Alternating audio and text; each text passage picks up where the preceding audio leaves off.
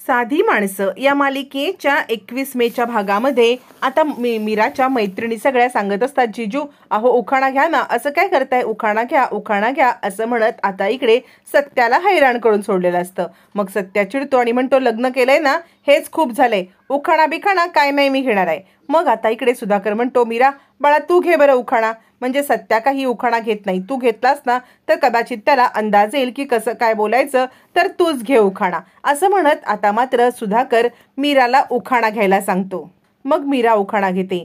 मनात ठरवलं होतं एक, पण नियतीने पदरात टाकलं वेगळंच दान। मनात ठरवलं होतं एक, पण नियतीने पदरात टाकलं वेगळंच धान। पण मी विसरणार नाहीये माझ्या जबाबदाऱ्यांचं भान। आणि मीरा सत्यजित गायकवाड आता उचलणार नियतीचं प्रत्येक आव्हान असं म्हणत मीरा छानपैकी उखाणा घेते आणि छानपैकी गोडाचा घास इकडे आता सत्याला भरवते।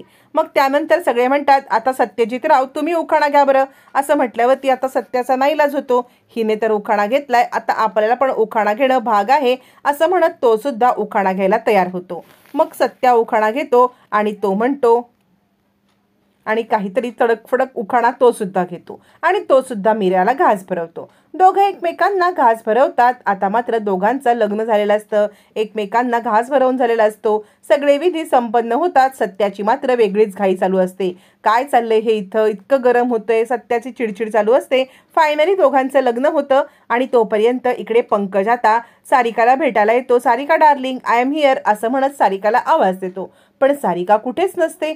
सारिका कुठेच नाही म्हटल्यावरती तो इकडे तिकडे पाहायला लागतो, पण त्याला सारिका दिसत नाही आणि मग तो आतल्या रूम मध्ये जातो। रूम मध्ये आल्यावरती इकडे तिकडे पाहतो, तिकडे पण कुठे सारिका नसते, घरामधले कपडे पण सगळे गायब असतात। अचानकपणे सारिका गेली कुठे, आपल्याला काही न सांगता सारिका अशी कुठे गेली, हा कदाचित ती ना मुंबईला आधी गेली असेल, म्हणजे आपण इकडे पोहोचायच्या आधी सगळी तयारी करावी म्हणून ती मुंबईला गेले का असा विचार करत आता मात्र इकडे तो वाट पाहत बसतो, तो म्हणजे तिच्या फोनची। पण काही फोन लागत नाही सारिकाचा, कपडे नसतात। त्याच वेळेला तो मोबाईल काढतो, त्या मोबाईलमध्ये त्याला आता आपल्या अकाउंटला असलेले सगळे पैसे एका झटक्यात थोडे थोडे करून ट्रान्सफर झाल्याचा मेसेज येत असतो। 2 मेसेजमध्ये सगळे पैसे ट्रान्सफर झालेले बघून आता तो गडबडतो, हे कुणी कारस्थान केलं असेल। तो ताबडतोब बँक मॅनेजरला कॉल लावतो। तोपर्यंत इकडे आता मीराला तिची आई निरोप देत असते। आई सांगत असते, हे बघ बाळा तुझी आम्हाला खूप आठवण येईल, खरंच तुझी आम्हाला आठवण येईल, पण तू न सुखाने संसार कर असं म्हणत आई रडत असते। इकडे मात्र मीरा आपल्या भावाला आपल्या बहिणीला सगळ्यांची गळा भेट घेते आणि रडत असते। सत्याला खूप वाईट वाटतं। सत्या म्हणतो, फादर जर का ह्यांना इतकं वाईट वाटतंय तर हे लग्न करायचंच का ना, जर मुलीला आपल्या आई वडिलांना सोडून जावंच लागत असेल तर हे लग्न करायची गरजच काय, मला नाही वाटत की हे लग्न करायला पाहिजे, हिला परत आपल्या घरी पाठवूया का आपण असं म्हणत सत्या आता सुधाकर सोबत बोलत असतो। सुधाकर म्हणतो, नाही रे बाबा ही जगराहटी आहे, याप्रमाणे मुलीला तिच्या सासरी यावंच लागतं, आई वडिलांना कितीही दुःख झालं तरी हे करावंच लागतं असं म्हणत सुधाकर त्याला समजवत असतो। आणि सुधाकरला आपण दिलेल्या मीराच्या वडिलांना दिलेलं वचन आठवतं की तुझ्या मुलीचं मी लग्न लावून देईन, आणि ते मनाशीच म्हणतात, तुझ्या मुलीचं दिलेलं वचन मी पूर्ण केलंय बरं का, हे वचन मी पूर्ण केलंय, तुझ्या मुलीचं माझ्या सत्यासोबत लग्न लावलंय असं ते मनातल्या मनात आपल्या मित्राला सांगत असतात। तोपर्यंत इकडे आता मीरा तिच्या आईचा निरोप घेत असते आणि तिकडून निघत असते। मीराची आई मात्र या सगळ्यामध्ये खूप अस्वस्थ असते, आपल्या मुलीबद्दल तिला वाटणारं प्रेम तिच्या डोळ्यात दिसत असतं। सत्या म्हणतो, फादर मी अजून पण सांगतोय, अजून पण आपण तिला तिच्या घरी पाठवूया, तिला जर का आईला इतका त्रास होतोय तर कशाला तिला घेऊन जायचं। सुधाकर म्हणतो, तू गप रे, तुला जगाच्या गोष्टी समजतच नाहीत। आणि तो सांगतो, चल मीरा बाळा आपल्या घरी चल, आपला आता गृहप्रवेश आहे की नाही असं म्हणत तो मीराला आणि तिच्या आईला सांगतो, तुम्ही मीरेची काही काळजी करू नका, मीरा आमच्या घरी सुखाने संसार करेल असं म्हणत तो आता मीराला गाडीमध्ये बसायला सांगतो। सत्या आणि मीरा गाडीमध्ये बसायला येतात, त्यावेळेला इकडे आता ताबडतोब लगेचच सुधाकर सांगतो, एक काम कर बरं निरूपा, तू आणि रवी तुम्ही पुढे व्हा आणि सगळी गृहप्रवेशाची तयारी करून ठेवा। यावरती रवी म्हणतो, तुम्ही बाबा काही काळजी करू नका, मी सगळी गृहप्रवेशाची तयारी करतो असं म्हणत आता इकडे रवी जायला निघतो, पाठोपाठ निरूपा निघते। नंतर आता सुधाकर सांगतो, सत्या आणि मीरा तुम्ही या गाडीमध्ये या। मग मीराची करवली एका विंडो सीटला, मध्ये मीरा आणि या साईडला सत्याला जागा ठेवली जाते। पण सत्य आता मीराला जवळ कसा बसायचं, मीराला चिटकून कसं बसायचं अशा विचारामध्ये तो म्हणतो मी मी इथे बसू, नाही नाही मला नाही इथे बसायला जमणार. यावरती सुधाकर म्हणतो सत्य अरे चल बाहेर, घरी जाऊन बरेच विधी करायचे आहेत, तुझं काय चाललंय, चल बरं. असं म्हणत तो आता इकडे त्याला पुढे चल चल सांगत असतो, पण मात्र सत्या बसायला तयार नसतो. सत्या म्हणतो फादर मी येतो रिक्षेनी, मी नाही इथे थांबणार आता. यावरती सुधाकर म्हणतो काही वेळ लागले काय, अरे लग्न झालं ना तुझं, बायको गाडीने आणि नवरा रिक्षेनी, बस की एवढी तर जागा आहे. सत्या म्हणतो नको नको, पोरीला धक्का लागला ना की पोरी उगाच गडबड करतात. यावरती सुधाकर म्हणतो अरे ती अशी तशी पोरगी आहे का, बायको आहे तुझी, तू बस तरी. सत्या बसायला तयार नसतो, मीराला धक्का लागेल अशी त्याला चिंता वाटते. मीरा सरकून बसते, तरी पण सत्याला तिथे बसायला भीती वाटत असते. अखेर सुधाकर ओरडतो, मग सत्याचा नाईलाज होतो. सत्या बसतो पण दार लागत नसतं, कारण तो बाहेरच असतो. सुधाकर म्हणतो अरे आत हो की दार कसं लागेल. सत्या हळूच बाजूला होतो आणि पुन्हा दार लावून घेतो.